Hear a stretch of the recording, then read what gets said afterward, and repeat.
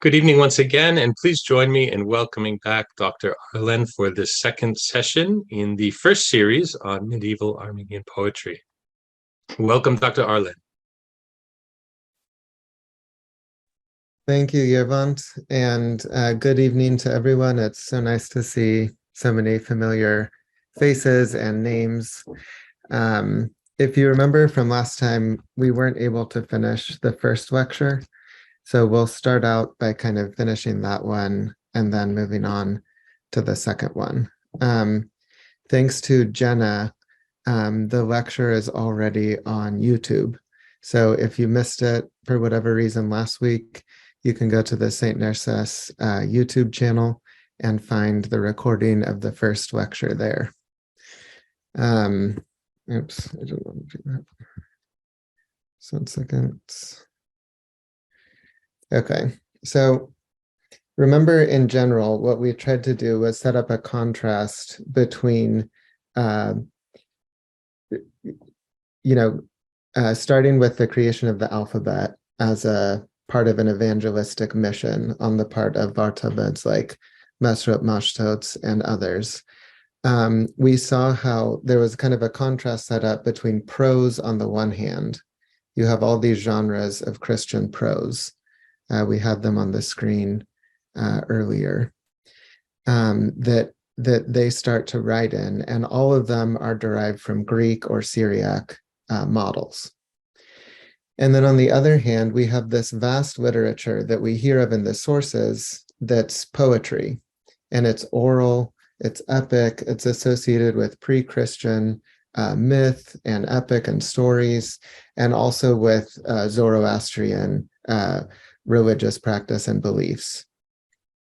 And so there's a certain amount of hesitation and even anxiety on the part of Christian writers to employ poetry at all. And because poetry was the purview of the Gusans, the Irano-Armenian poetic figures, the singer minstrels or minstrel poets.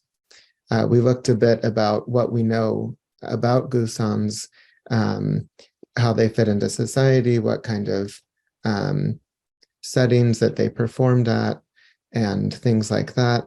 And we mentioned how almost everything we know about Gusans is actually from Armenian sources. There's very few Persian written sources that attest to Gusans. And we have, unfortunately, so little left of their poetry.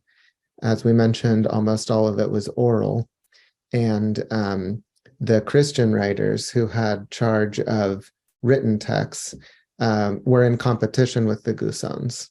And so they weren't so keen to, write down their works or things like that. But thanks to Movses Khorenatsi, we have a few different fragments, and the Song of Vahakan is the most famous, and even though it's so short, the most complete. And at least it gives us a taste of what this presumably vast literature would have been like.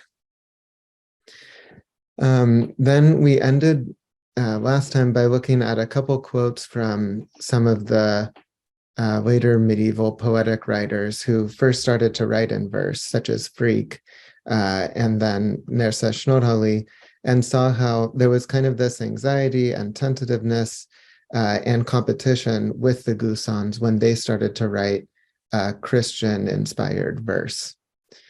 So, for example, Frigg has this line where he says, "When you gave ear to evil or were enthralled by a Gusan," which to him is the same thing. Giving your ear to a Gusan is giving your ear to evil. "You should have instead been listening to the gospel or Isaiah or Paul."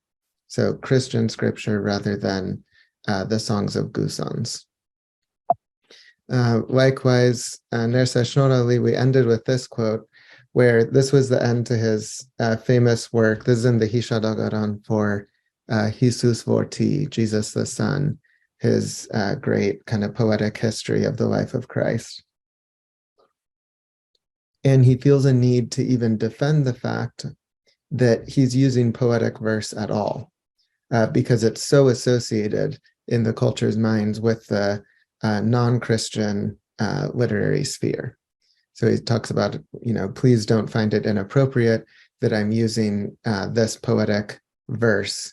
And then he draws on scriptural examples of metrical works or poetic works and says, I'm writing in that tradition and inspired by the same spirit who inspired David to write the Psalms and Solomon in the Song of Songs, and he gives other examples also.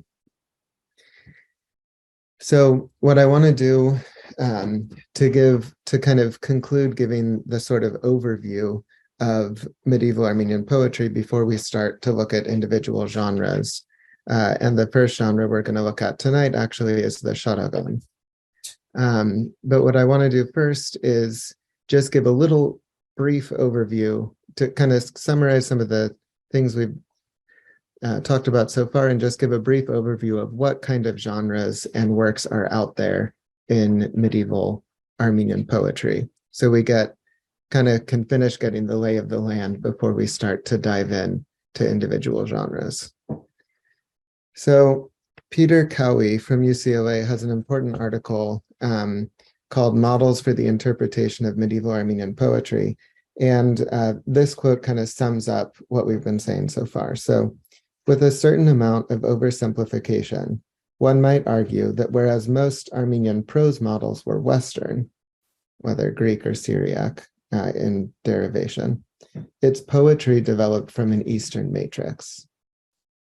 And so that makes sense, right? Because Armenian poetry was already at home in an Eastern matrix, in a kind of Iranian Persian sphere. And as we'll see, Armenians also took from borrowed Arabic poetic genres and adapted them to Armenian. So the poetry, in terms of generic genre and influence, it comes out of a more Eastern sort of background. There's very, very little Western influence or impact on medieval Armenian poetic tradition. But there's a lot more work that still needs to be done by scholars in kind of understanding the different genres of Armenian verse. It's a much less studied field than all of the prose genres. So we can just kind of go through some of these main genres that we find in medieval Armenian poetry. There's a figure, Grigor Magistros, who's in the 11th century, and he kind of exemplifies very, very well how when Armenians come to write prose, they look to the West, and when they come to write poetry, they look to the East. So we'll talk a little bit about Grigor Magistros more in a future lecture. But if you look at his letters and some of the other prose works that he wrote, you can see how there's this big influence from Greek literature. And he was perfectly fluent in Greek. It's clear from his knowledge of Greek sources that were not even translated into Armenian. However, he also is very important for being one of the first writers to use rhyme and a new genre in Armenian poetry, a new genre of verse known as the dagh, which is lines with the exact same number of syllables, all ending in the same end rhyme. And this was derived exactly from Arabic. In fact, every single Western language that uses rhyme borrowed it from Arabic. None of the Western European languages that we know, or Greek or Latin or Armenian, used rhyme natively. Rhyme, which some of us think of as being so quintessentially poetic, was not employed until later, when all these languages borrowed it from Arabic because it was so prominent in Arabic poetry, starting, of course, with the Quran and then in other Arabic poetry as well. So as we'll see later, he writes a kind of Christian imitation of the Quran, because he'd gotten into discussion with a Persian figure when he was in Constantinople, who was talking about how the Quran is superior to the Bible because it's such great poetry, whereas the Bible is this, random collection of works from, all different centuries, from all different writers. And so Grigor Magistros says, well, give me 4 days and I'll I'll give you the Bible in verse. And the Persian figure says, oh, there's no way you could do such a thing, etc. And Grigor Magistros goes away and he writes a more than 1,000 line epic kind of summary of the Bible, putting it all into rhyme. And it's, so successful according to him in the introduction that, the Persian figure he's talking to is just amazed at what he was able to accomplish. Abraham Tyrion has translated and written a great study of that text, and we'll look at it in a future lecture. So Grigor Magistros kind of sets the stage for this kind of poetic historical narrative. So he takes the story of the Bible and puts it into verse. So this is, you can see the second bullet point here, biblical historical narrative verse. Magistros starts it out with this like dar sort of genre, all having the same end rhyme, or you could vary end rhyme as later writers will do. And this becomes paradigmatic for later figures who will write in this genre, among them Nersess Fall, for example, Jesus Forti, the work I just mentioned and that we read the colophon from. And there's a number of later writers, and we'll look at that genre in a future lecture.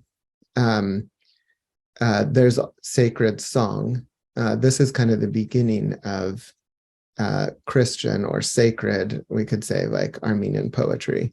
And there's various genres of sacred song in the Armenian tradition. So there's the Sharakan, Getsurt, Dar, Kants, Yerk, and Melody.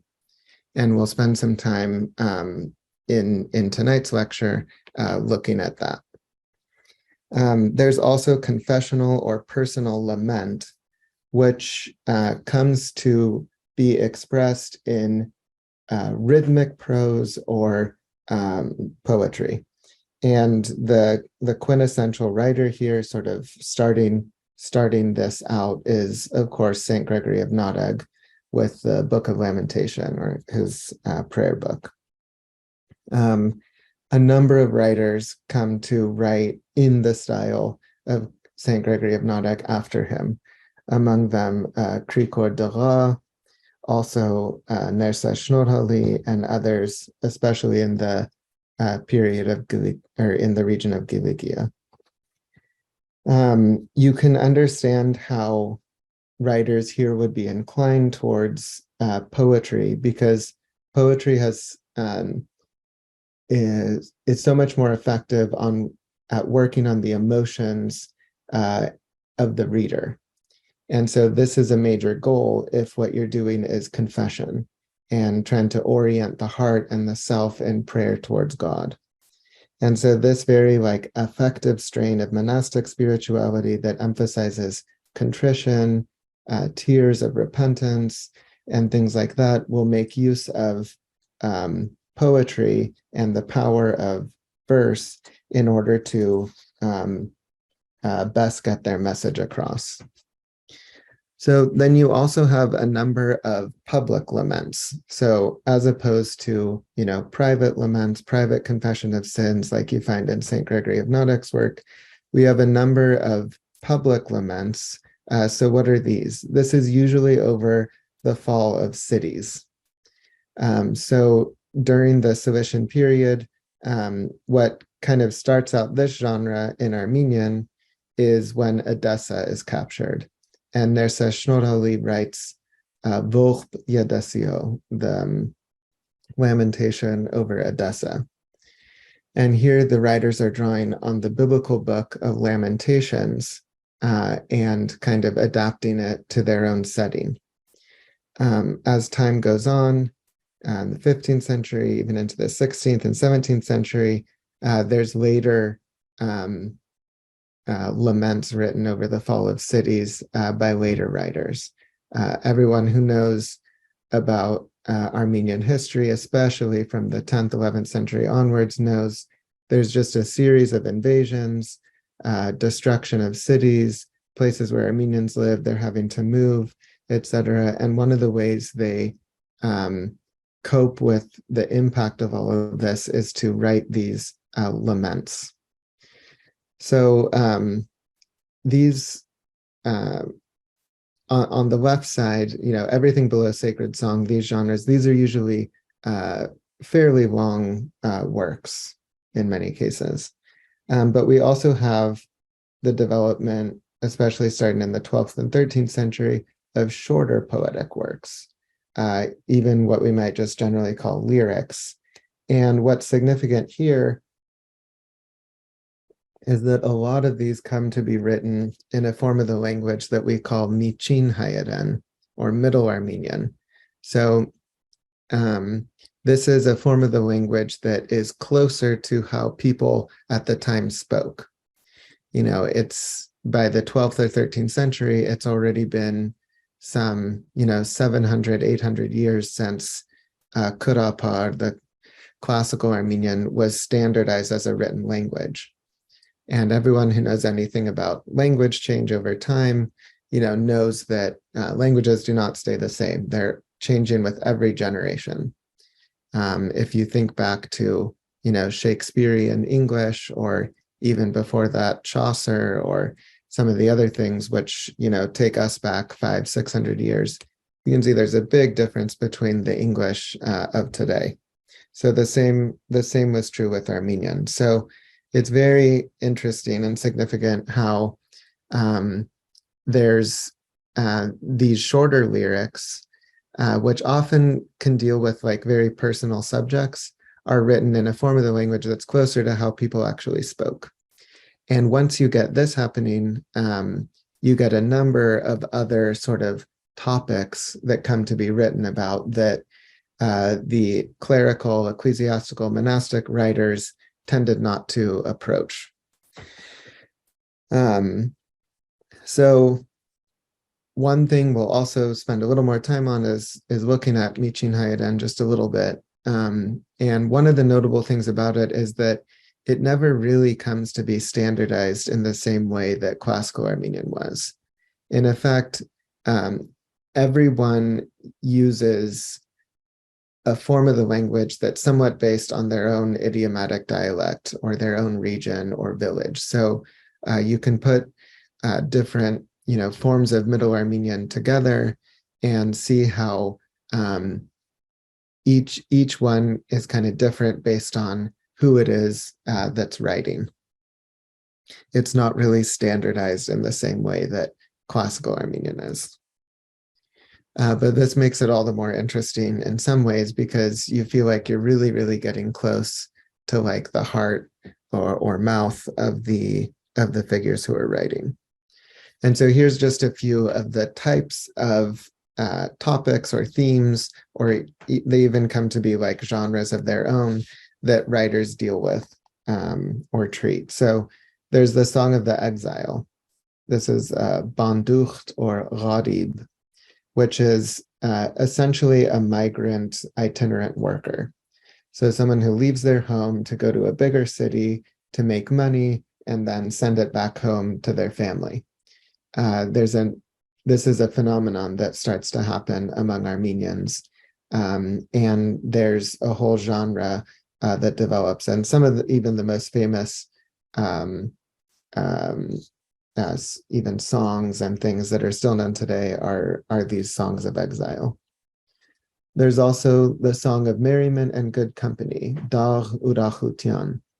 So this is sort of the Christian answer to the gusans performing at banquets, using poetry for the celebration of life and pleasure and enjoyment and things like that. But it's in a much more, there's still a very heavy like Christian kind of element here. But it's also notable to remember that Armenians and other Christians essentially had a monopoly on the wine trade in the Middle East. So because, wine is officially, outlawed or looked very badly upon by Islamic religious authorities, it was Christians that tended to have kine duner, or like, pubs, those wine houses, those types of places. And of course, everyone would come. And so these songs, might have been sung or performed in that sort of setting. And of course, love. There's a number of works, dal siro, or just, love odes or poems. And you have two types here. So there's earthly love, between people, and then there's also mystical or divine, so between the individual and God. And we'll look at some good examples of those. You also have a kind of a form of social criticism, and the main figure here is Frick, and another is Hovanas Yerzengotzi. So it's usually what they're critiquing is the way the wealthy don't look out for the poor.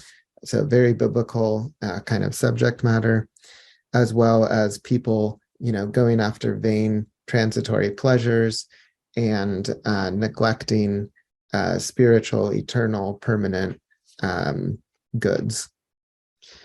You also get wisdom poems, or paraenetic or didactic, so texts that are meant to instruct the reader. And we'll look at some of those. And many of the same writers, write in these multiple genres. And then finally, quatrains. So this is another poetic form that has Persian sort of parallels, so poems of 4 lines. In Armenian, the genre is known as the hayren, and there's a number of writers who write in this genre. So this is kind of an overview of the types of things that we'll look at through the remaining lectures of the course, and we'll mostly proceed, semi-chronologically, but also by genre. So taking a sort of genre, looking at its origins, looking at some examples of it, and things like that. So to go along with the course or the lecture series, I've compiled a bibliography of medieval Armenian poetry that I want to share with everyone. I put here some of the main books. I want to highlight like these two on the right. So Zulal Kazanjian, who was a Mokhitarist priest or monk, has this massive 2-volume Hadandir Hai Hin Panasadzutyan. And it's great because it basically covers all the major writers of medieval Armenian poetry, and has the Karapar text on one side, and then an Ashkarapar Western Armenian translation on the other. So you can get a really excellent taste of all of that. And then there's this Heritage of Armenian Literature. It's a big 3-volume series, which has English translations of a lot of the major works.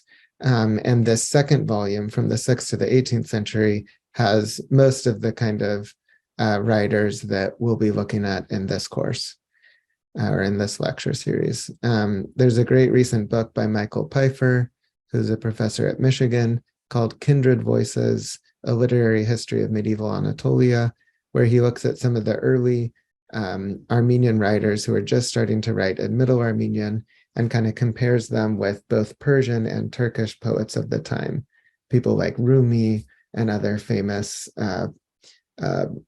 poets who were all contemporary at the same time and writing on similar topics. Here's a few books by Abraham Terion that I mentioned, the one by Grigor Magistros, that first biblical historical epic, and then the texts of Gregory of Nareg that fit into poetic genres, or at least rhythmic prose. And then a great study by Professor James Russell, Hovhannes Tolgaronsi, and the Medieval Armenian lyric tradition. This has all the poetry of Hovhannes Tolgaronsi, who wrote especially wisdom poems and love poems, and has great translation and commentary and analysis of them in comparison to other medieval poetic traditions. And so let me share this bibliography real quick. And I also want to put the link in the chat so everyone can save this and come back to it later. So essentially, what I've done is brought together a lot of the sources that I've been using as I've been researching these topics. So first, primary sources, primary texts, anthologies. These are the two I mentioned, the Armenian and the English translations. Another anthology of riddles, and then works by individual authors. This is just a very, very small selection, just what I've gathered so far. There's obviously a lot else out there.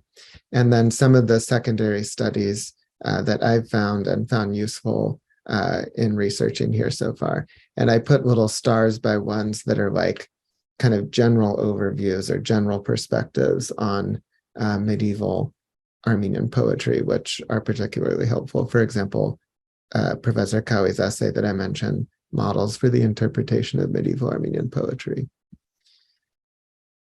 So you might not be able to access all of these, because some of them are behind paywalls and things, but a lot of them you can actually find online. So you have this as a resource if you want to dig deeper. Okay. So now we can turn to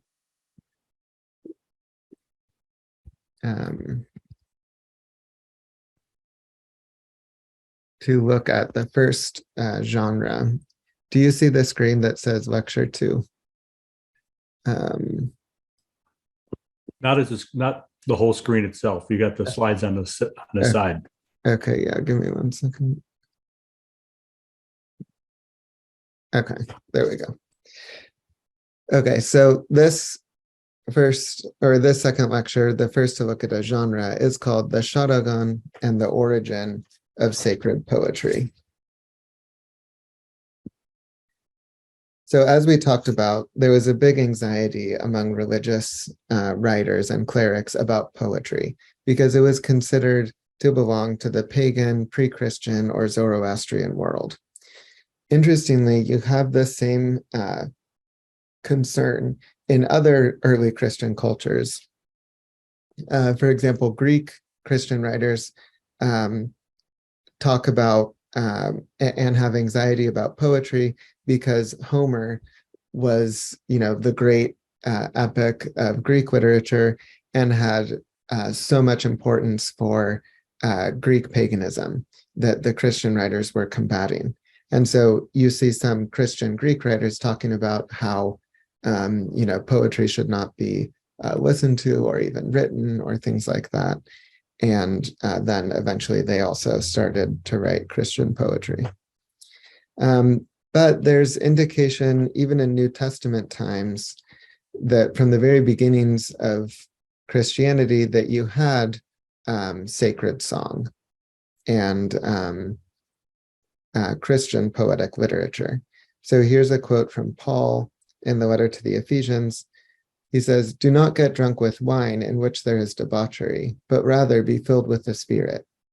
Speak in your hearts or with one another, depending on the manuscripts, with psalms, canticles, and spiritual songs, singing and saying psalms in your hearts to the Lord.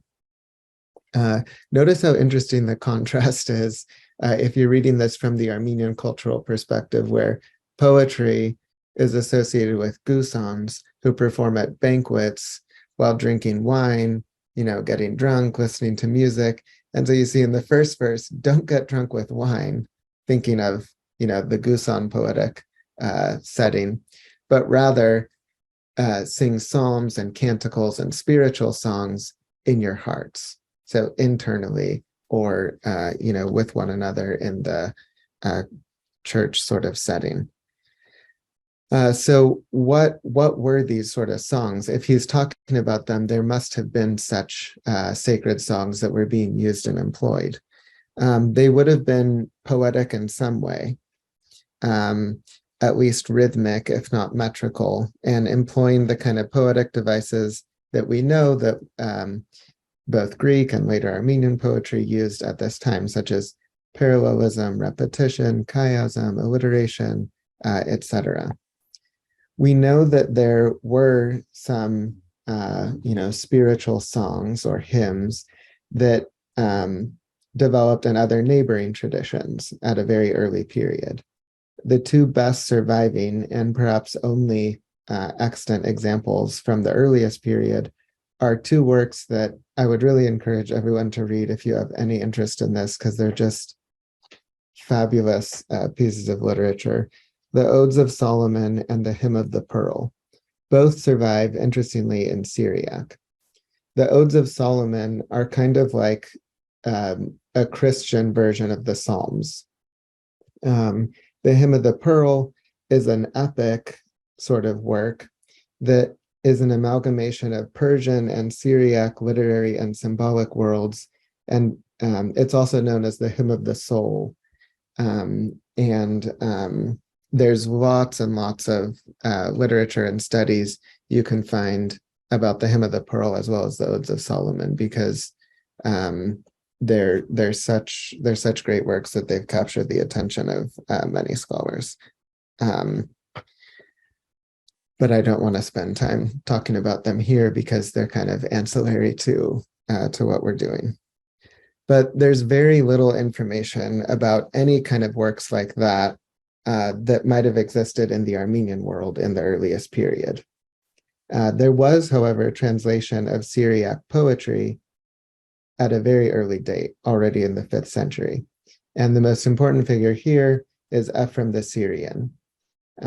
He wrote many poetic works in a genre called madrosho, which is a kind of didactic hymn, or sometimes called a teaching song, which takes usually a biblical topic and reflects on it and derives the typological or Christological or theological sort of reflections on the biblical episode in question. Ephraim the Syrian became a very important figure across the Christian world, but interestingly, apart from the Syriac tradition, only the Armenian tradition has authentic works of Ephraim. And so there's a collection of 51 of the madroshe, these didactic hymns that survive in Armenian. You can see the edition on the left that was published in 1957. There's no complete English translation of these. Actually, Peter Cowie and I are working on translation and study of these pieces that we're getting close to finishing. What's interesting is that when Armenians come to translate these madroshe, they pick an Armenian word gutsurt to translate madrosho. And gutsurt does not mean didactic hymn or teaching song. It's something else. And it's actually very important for us to pause and look at gutsurt, because it's out of the gutsurt genre or type of text that sharakans will form and develop. So what is a gutsurt? A gutsurt you can look at the etymology. It's related to a word consort, which is like a consort or participant, companion. It's from this Armenian root gits, which means united or joined, or in compound words is the equivalent to co in English. A consort is a responsory which accompanies or is joined to psalmody. So what does that mean? So you're singing the psalms, chanting the psalms, and either between psalms or at the end, there's a line that you'll use. Why would you have this anyway? What's the point? What's wrong with just saying the psalms? Well, of course, the psalms are a Hebrew text, a Jewish text, and there's a long history of Christological interpretation of the Psalms, but they're essentially a Jewish text. And so there's this attempt on when you're putting them into Christian usage, you need to make sure that people will interpret them in the right way or lead people in the right direction. And so you have these little responses or refrains kind of intermixed throughout the chanting of the Psalms that help to put them in a Christian setting. But in order to really understand how these consort work, we need to first understand a little bit about liturgical monastic prayer in general. So some of you probably know the Jama Kirk or the Jamer Kutun. The Jama Kirk is the Book of Hours, Jamer Kutun, the Songs of the Hours. So every ancient Christian tradition has their equivalent of the Liturgy of the Hours or the Divine Office. So these are the set texts, essentially liturgies, but for prayer, that are done at different hours of the day by monks in monasteries. And traditionally, there's 8 or 9 hours of prayer that monks will pray at. So there's the night hour, Kisherain Jam, the morning hour, Aravodian Jam, sunrise hour, Aravakali Jam, because night and morning hour are actually done before the sun rises, or the morning hour is done before the sun rises. Obviously, the night hour is. And then there's 3 called Jashu Jam, midday hour, that are performed at the 3rd, 6th, and 9th hour. So what does this mean? Does anyone know what the 3rd, 6th, or 9th hour refers to? This is the 3rd hour after sunrise, the 6th hour after sunrise, the 9th hour after sunrise. So say on an average day, the sun rises at 6 a.m., you do the 3rd hour at 9 a.m., the 6th hour at noon, and the 9th hour at 3 p.m. And then you'd return, again for evening prayer around dusk. And then the peace hour, Sharakan Jam, basically before bedtime. And then later there's Hankastyan Jam, which is also added, also kind of before bedtime. So you can see there's lots of these services. And in the earliest period, the core of all of these services was the chanting of the Psalms. So for example, in the oldest form of the Kisherain Jam, the night office, you would go through the entire Psalter in the course of 8 days. It was broken up into 8 chunks, and you'd sing it through every 8 days. Most of the other services had a set pattern of psalms that would be done always in that service. You wouldn't rotate psalms. So the core of these services is the chanting of the psalms and also canticles or odes. The Armenian term for this is ornutyunk. And these are essentially other poetic or psalm-like pieces that are found in other books of the Bible. So for example, the Song of Moses in Exodus 15, after passing through the Red Sea, or the Magnificat of Mary,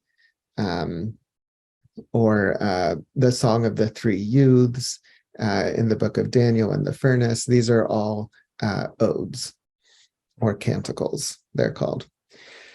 So this is the core of those prayer services, along with certain prayers and litanies and things. And many of you, I'm sure, are familiar with these services from church. So these getsurt are composed to go along with the psalms or the canticles in order to reinforce a Christian meaning or associate them specifically with the feast of the day. Originally, the getsurt are lines taken from other psalms, but are specifically connected with the particular feast day that's being celebrated that day. And we can see in some early writers who talk about getsurt how that's exactly what, that's the kind of meaning there. So in Lazar Barpatsi's history, he says at one point, they ran home, the great ones and the children, singing psalms and responsories. So Psalmosalov yev getsortas asalov. So you see the psalms and the responses. Or Hovanas Otsnatsi in the early 8th century, he writes canons instructing how to do the different prayer services, among other things. In the one for the morning hour, Aravodianjam, he says, sing the psalms and then do the responsories according to each day, meaning according to each like feast day or saint's day, which are taken from the psalms.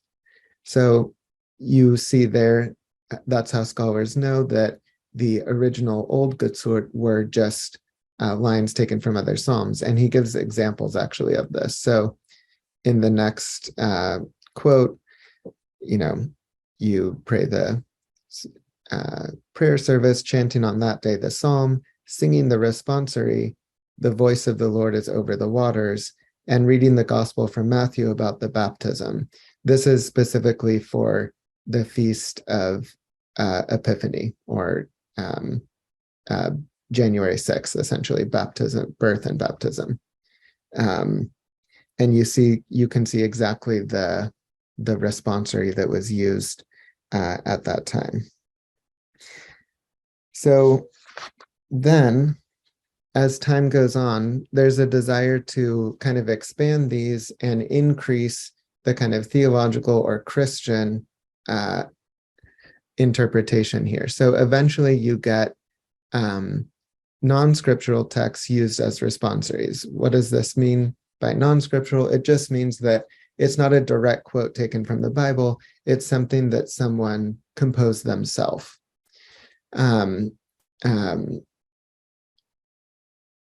This is always done in the performance of the Psalms in a Christian context. So across all traditions, for example, at the end of reciting Psalms, you often have the Gloria said. So, for example, the Latin version, Gloria Patri et Filio et Spiritui Sancto, sicut erat in principio et nunc et semper et in saecula saeculorum. The Armenian, Par cordia vort voyev hoc vinsur po, aejem yev misheva vidianis havidanit, amen.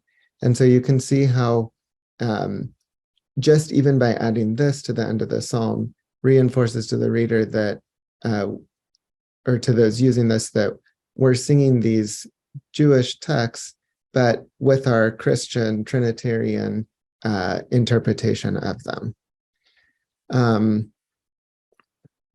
But there's a desire among Armenians and other traditions. The same development happens in the Syriac liturgical tradition, for example, to expand these getsurt into essentially songs of their own. And so this originally starts in the performance of the Easter Vigil liturgy in order to give it more solemnity and more kind of theological reflection, where these three canticles are done Saturday night before Easter. And so this is the origin of sharakans, essentially. They start out as an expanded form of these getsurt, which are essentially Christian hymnic pieces that are added to or right after the singing of particular canticles or psalms in the various services, the various daily prayer services of the church. It starts out just in major feasts like Easter and then Epiphany, baptism, and then eventually over time spreads to every single day you get a different sharagan composed that's specific to that feast day. And then even for ordinary or regular days, ferial days they're called, where there's no specific saint or feast being celebrated. So eventually not only the odes, but all the major parts of the daily office are sung accompanied by sharakans. And this, what ends up happening across time is that the sharakans become so beloved and so important that they actually take over the psalms. And so instead of chanting or singing the entire psalm and the entire sharagan, you end up chanting just the first line or two of the psalm and then moving right into the sharagan. And this is actually still how the Jamer Kutun is performed today. So the sharagans, which originally are just these very short little passages that help to give a Christian interpretation of the psalm, take on a life of their own and then kind of take over the psalm. And the psalm is just one line or two, and then you get the sharagan. We'll look at this in a little bit more detail and then see some examples. So it's interesting to think about the etymology of sharagan. So there's actually no scholarly agreement on where this word comes from. There's a theory by Nicholas Marr who wants to derive it from a Syriac word shahro, which means vigil. And specifically there's Qale de Shahro, songs of the vigil. This is specific especially to the Easter vigil, where you have essentially the Syriac equivalent of sharagans that are performed then. And that would fit nicely with the origin of sharagans themselves. But of course, there's also the Armenian root shar or shark, which means like a series or row or file. And then if sharagan is derived from that, it would refer to perhaps like the series of hymns that are performed and arranged throughout the different offices of prayer, the daily hours of prayer. Because eventually you get the sharagans all arranged into a book that we know as the Sharakan or Sharagnot, which has all the different sharagans that you use for all the different services of the year. This became codified around the 13th century or so, and you can see there's over 800 surviving manuscripts of Sharagnot, and the first printed edition was in 1646, before even the first full Bible was printed. So it's an incredibly popular manuscript because it's used by every monastery, or every church has to have one of these. So there's actually 8 types of sharagans that are used every single day. And this is how the Sharagnot is arranged, is having every feast day of the year essentially kind of in ordered, and all the 8 sharagans that you would plug into the various times during the performance of the hours of prayer when you need to use one or another sharagan based on the feast day. And you can see on the left the names of the different types of sharagans, and on the right, the psalm or canticle that they were originally associated with which is what gave them their name. And then in the next column, which prayer service they're performed in each day. And then where in the Jamakirk you can find that. So we don't need to go into great detail with this, but this could be a good reference for later. This just shows where you got the names of each type of sharagan. So there's ornutun, hearts, chords, mezzatsuste, vormia, deregnits, mangunk, jashu, and hampartsi. These are all just shorthand words that correlate with something in the very first verse of the psalm or canticle that they're associated with. So see here, numbers 1 through 8, you see each one in the next column is associated with a certain psalm or canticle. And then this gives the first line of each one of those psalms, and in italics is the word that gave the sharagan type its name. So ornutun from ornas sukas der ziparoke paravorial, hearts of our fathers from ornales der asvads hearts and mirots, blessed are you, Lord God of our fathers, etc., etc. And then this just gives a little example of how the sharagans fit into the service. So let's say you're performing the night office. The psalms change, or they used to, not as much anymore. And then you get to this certain ode, the Ornutun, which is the Song of Moses, that first one. See how it's done during the night hour. And then you go to the Ornutun Sharagan for that day, whatever day of the year you're at, in the Sharag notes, and you would find that Ornutun one. And then in the morning service, you can see that's where you use the most Sharagans. So each one of the odes or psalms in the morning service has a Sharagan that's used with it. So hearts, mezzatsuste, vormia, and derhegnits. So this is, obviously you don't need to know all the details, but it's just to show you how the Sharagans developed and were used, and how they fit into the daily prayer of monks in monasteries.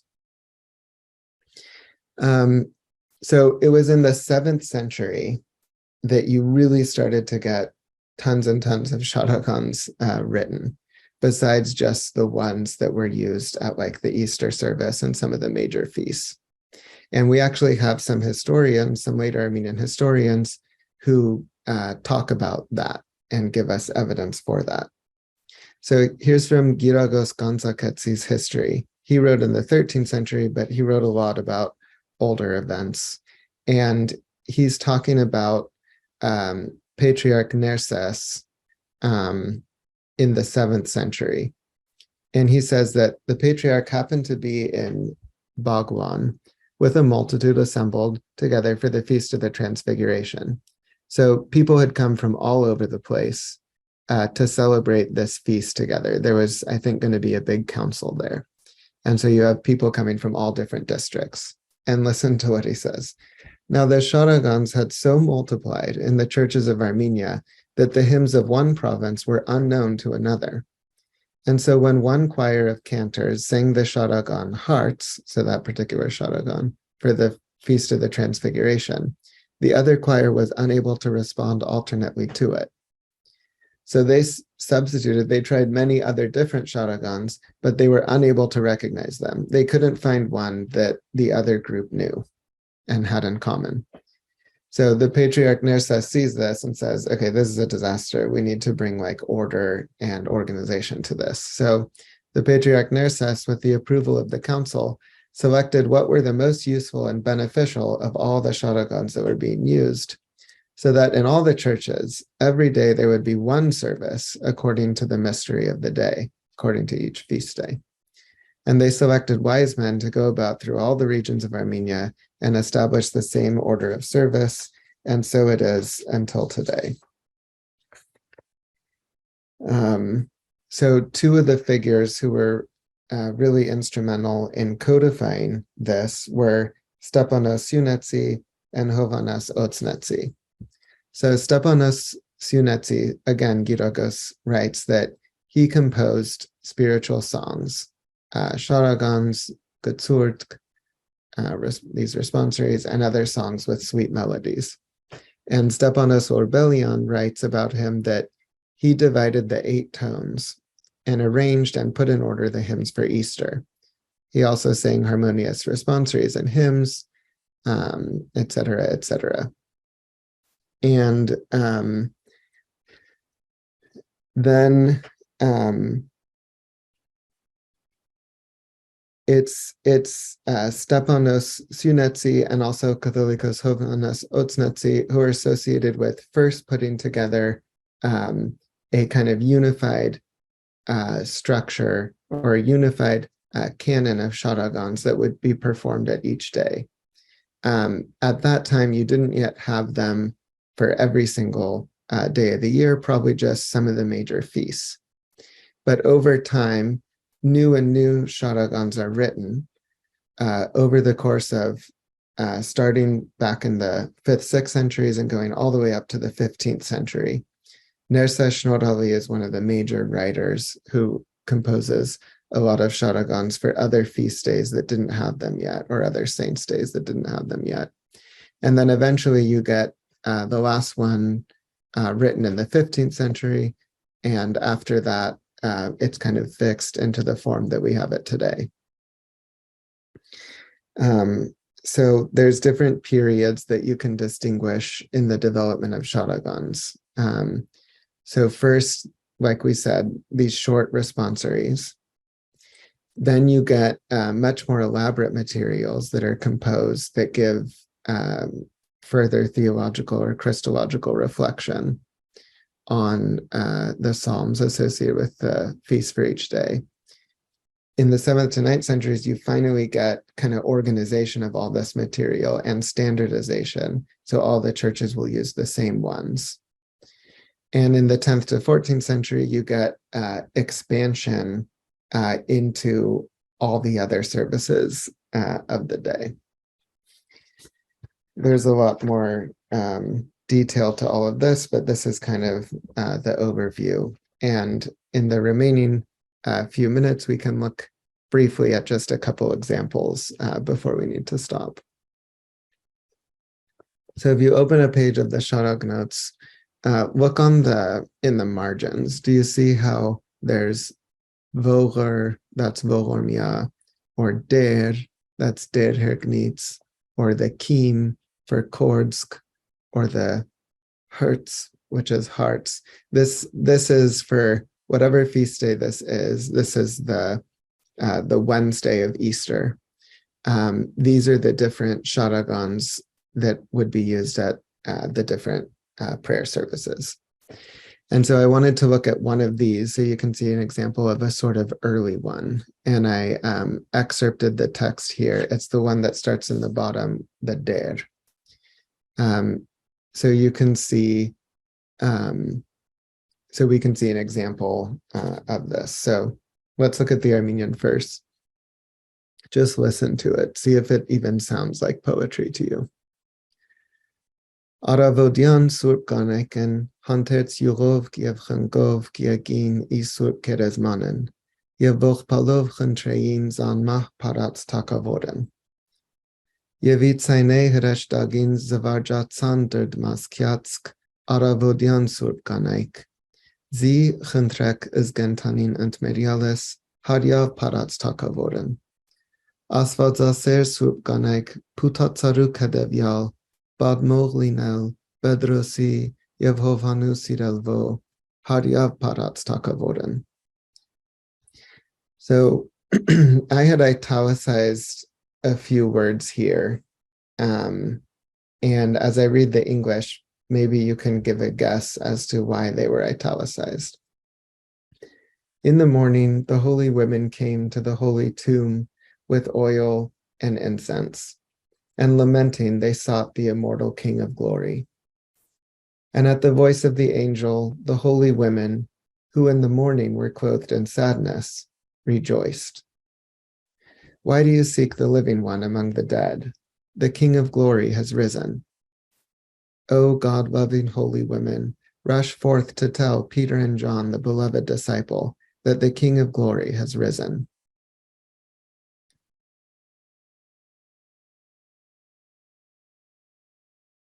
So thinking about like what kind of poetic devices you see here, why do you think I italicized those words or marked them out? They're used many times, the repetition. Exactly, repetition, parallelism. And also a device called chiasm, which is when you start with one element and then introduce a second. And then in a subsequent verse, you have something associated with the second element and then back to the first. So it like opens up a chain and then kind of closes it. So you see aravodian and then swupkanaik. And then in the next verse, well, I guess it's the same order actually, aravodian and swupkanaik. So it's not exactly a chiasm. So anyway, you see, this isn't really like, super poetic in terms of each line has the exact number of syllables and it's all balanced or it has rhyme or something like that. But it's very rhythmic and it employs poetic devices such as repetition and parallelism and in some of these chiasm, but not here. This is a good example of some early forms of sharakans. And you also see how it's a reflection on the meaning of Easter or some episode in the Easter story that is done just on the Wednesday following Easter when chanting one of the Psalms in the morning office. Another example, a very important early sharakan in the 6th or 7th century was composed by Catholicos Gomidas called Ansinknevirialk, Devoted Souls. And what's interesting about this one is it was actually composed for the dedication of the church, St. Hripsime Church in Etchmiadzin, which you can still go and visit today. And what's unique about this one is it's actually an alphabetic acrostic, which means it has 36 stanzas, and each one starts with a different letter of the Armenian alphabet. So you can see, I just pulled the first 3 here. You can see Ait, Pen, and Keen starting that out. So there's a great article about this sharakan by Abraham Terion in the St. Nersess Theological Review, which you can find online, the St. Nersess website. It's from the 2007 volume. And what's significant here is that you can see already in the 7th century, you have sharakans being written, not for biblical events, but for events of, like, we could say, sacred Armenian history. So the story of Saint Hripsime and her companions for the dedication of this church, and then subsequently for the feast of Saint Hripsime. So this is significant that already in the 7th century, you have sharakans being expanded to not feasts derived from specifically biblical events, but from events associated with the evangelization and Christianization of Armenia. And this is a very beautiful sharakan that you can read the text of later, but also significant is how long it is. It goes on, for pages in the sharak notes, because each letter is given an entire 4 verses. And these alphabetic acrostics, which are poems or hymns that use one line of the Armenian alphabet or one letter of the Armenian alphabet in order for each line, become very popular as a device for composing poetry. Nersess Fall used this a lot in the sharakans that he wrote. Another variation is to use the letters of your own name. So Gregory of Nodek does this in some of his poems that we'll look at next time, and Nersess Fall also does this a lot. But here you can see I pulled out the first 6. So you can see Ait Pen Kim Ta Yech Sa. And let's, a lot of you know this, I'm sure, Adavo Luso. But let's just read it so we can hear the alliteration with the alphabet. Adavo Luso, Ade Kagnartar, Adis Luis Zakya. Pachumni Hore, Pachya I Hokvuis, Pan Kez I Hadjuis. Kansit Volormutian, Kansit Zadzgalo, Kadorzi Sara. Turen Volormutian, Tava Noris Pats, Tasetzo Vernotzen. Yediag Miutun, Yarelotzchen Amor, Yev Ins Voromia. Zartir der Hoknel, Zarto as Tamrialis, Zavart Notes Namanil. And in the English translation, it's no attempt to do the alliteration, but just trying to represent the very dense images and language and how everything is patterned in 3s. Morning of light, righteous sun, shine your light on me. Emanation from the Father, bring forth from my spirit a hymn pleasing to you. Treasure of mercy, make me one who finds your hidden treasure. Open the door of mercy to me who am confessing, and rank me on high. United Trinity, caretaker of all beings, have mercy also on me. Awake, Lord, to help, awaken my slumbering self, to be like the sleepless angels. In the Sharag notes, there's well over 1,000 Sharagans, and there's a number of other Sharagans that aren't even in the Sharag notes. So obviously I could only show a couple, examples here, but this is, I wanted to spend time kind of explaining the genre, how it originated, how it developed, so that then if you have interest in going deeper in this and finding more examples, you would know kind of why these Sharagans are where they are, and why they have the kind of content that they have. But this is one of the real rich, literary treasures of the Armenian tradition, is the Sharag notes. And it's where a lot of the theological reflection and the mystical understanding of the feast days of the liturgical year are held, because this is the point where creative and inspired Armenian writers were able to compose original texts that reflected on the theological and Christological meaning of the various feasts in question.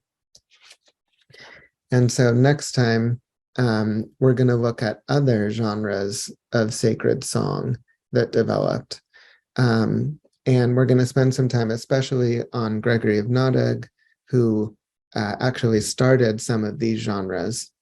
And if you want to get a head start in reading or looking into some of these, you can look at Abraham Terion's book, The Festal Works of St. Gregory of Nodeg, which translates and gives great commentary and studies of all of these different genres. So we'll look at these 4 genres next time. Thank you, everybody, so much. I know it was a lot of information.